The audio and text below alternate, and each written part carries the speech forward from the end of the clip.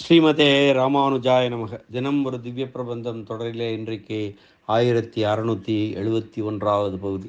திருமங்கை ஆழ்வார் அருளிய பெரிய திருமொழி 8ஆம் பத்து 7ஆம் திருமொழியின் நிறைவு பாசுரம் 10ஆம் பாசுரம் பலச்ருதி என்று சொல்லப்படக்கூடிய பலன் சொல்லும் பாசுரம் அல்லது திருநாம பாட்டு என்று. திருநாம பாட்டு என்றால் இந்த நிறைவு பாசுரம் எப்போதுமே அந்த திருப்பதிகம் யாரை பற்றி பாடப்பட்டது, தலைவன் யார், யார் பாடியது யார், பாடிய அந்த பாடல்கள், அந்த பதிகத்தை கற்றவர்களுடைய, அதை பாடுவருடைய பலன் என்ன, அவர்களுக்கு கிடைக்கக்கூடிய பலன் பேறு என்ன என்பதை இந்த 3 செய்திகளையும் அடக்கிய பாடல்தான் பலச்சுருதி, திருநாம பாட்டு என்று சொல்லப்படும். அப்படிப்பட்ட பாடல்தான் இது, இந்த நிறைவு பாசுரம், இந்த 7ஆம் திருமொழியினுடைய பலச்சுருதி. இந்த திருமொழி கற்றாருக்கு இந்த பாடலிலே பலன் கூறி இந்த திருமொழியை நிறைவு செய்கிறார் திருமங்கை ஆழ்வார்.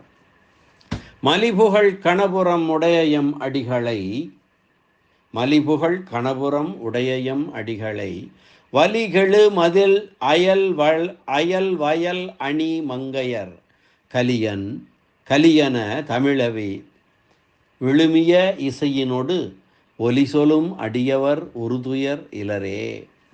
மலிபுகழ் கணபுரம் உடையம் அடிகளை, திருக்கண்ணபுரத்திலே இருக்கக்கூடிய எம்பெருமானை, எம்மடிகளை, வலிகெழு மதில் அயல் வயல் அணி மங்கையர் கலியன் தமிழ், அந்த மதில் சூழ்ந்த திருமங்கை நாட்டுக்கு தலைவனான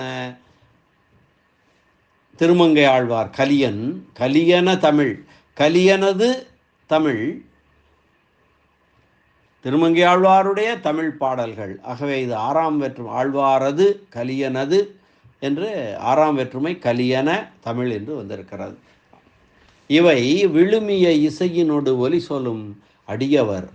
இவை இந்த பதிகம் முழுக்க சந்தத்தோடு இருக்கிறது, இசையுடன் பாடுபவர்கள், அந்த ஒலி அழகுடன், ஒலி இனிமையுடன் பாடக்கூடிய அடியவர்களுக்கு உரு துயர், அவர்களுக்கு எந்த துன்பமும் வராது, உரு துயர் இலரே என்று பலன் சொல்லி நிறைவு செய்கிறார்.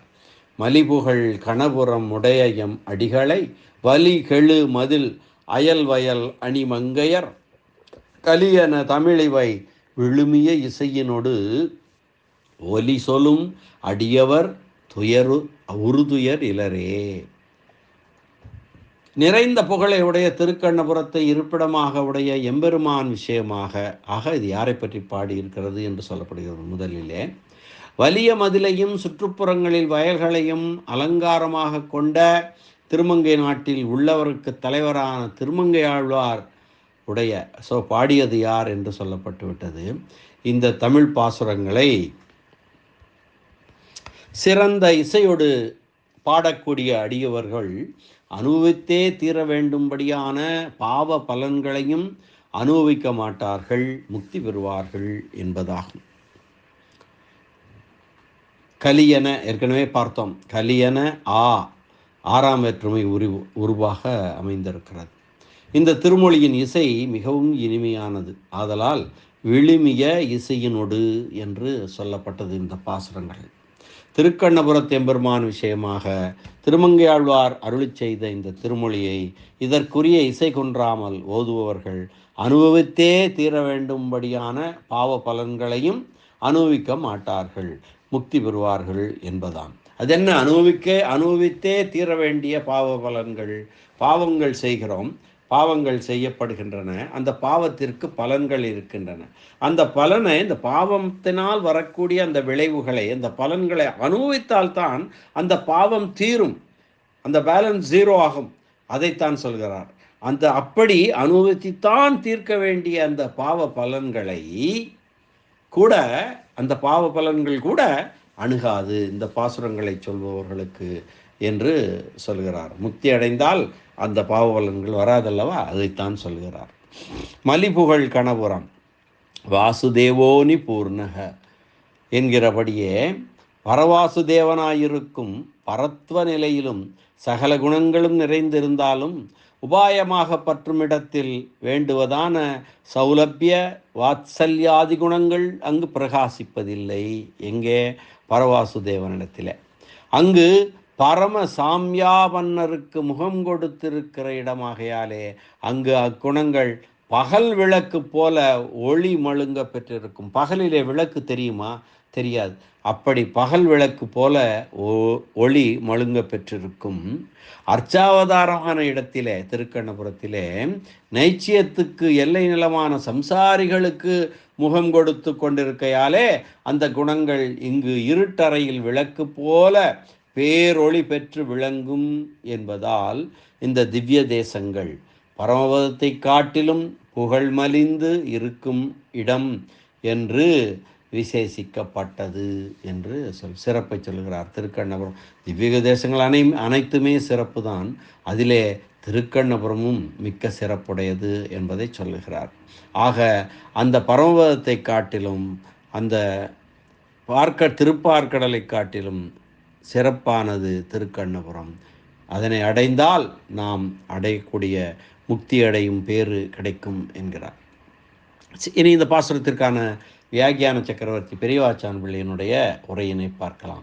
மலி புகழ் கணபுரம் உடைய எம் அடிகளை வலி கெழு மதில் அயல் வயல் அணி மங்கையர் கலியன தமிழிவை. பரமபதத்தை காட்டிலும் மிக்க புகழையுடைய திருக்கண்ணபுரத்தை நிலையான திருத்தலமாக உடைய எம்பெருமானை பற்றி கவி பாடப்பட்டது. வலிமிக்க மதிலின் அருகே உண்டான வயலாலே அணிபெற்ற திருமங்கைக்கு அரசரான ஆழ்வார் அருளி செய்தவை.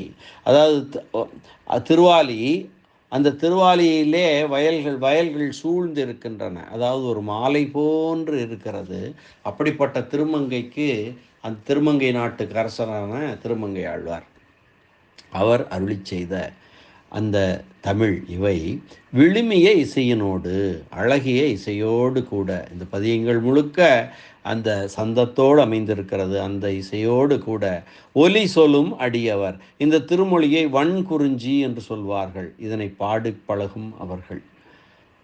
ஒலி சொல்லும் அடியவர் உறுதுயர் இலரே. அவர்களுக்கு அவசியம் அனுபோக்தவ்யம், தவறாது அனுபவிக்கத்தக்கன, அனுபவித்தே தர வேண்டியதான பாவ பலன்கள் என்ற பாவங்கள் வந்து பயன் தர மாட்டாது, அவர்கள் முக்தி அடைவார்கள் என்ற இந்த பலன் சொல்லி இந்த திருமொழியை தலை கட்டுகிறார் ஆழ்வார்.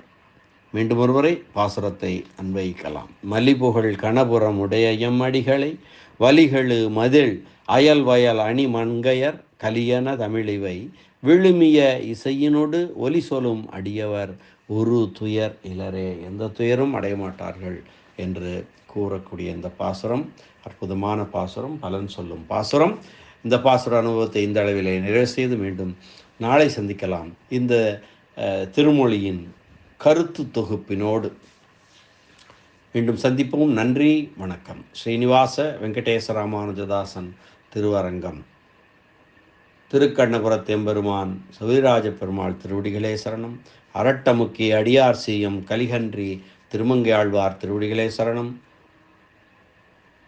பரமகாருணிகர் உரைப்பெருமன்னர் வியாக்கியான சக்கரவர்த்தி பெரியவாச்சான் பிள்ளை திருவடிகளே சரணம். ஆழ்வார் எம்பெருமானார் ஜீயர் திருவடிகளே சரணம்.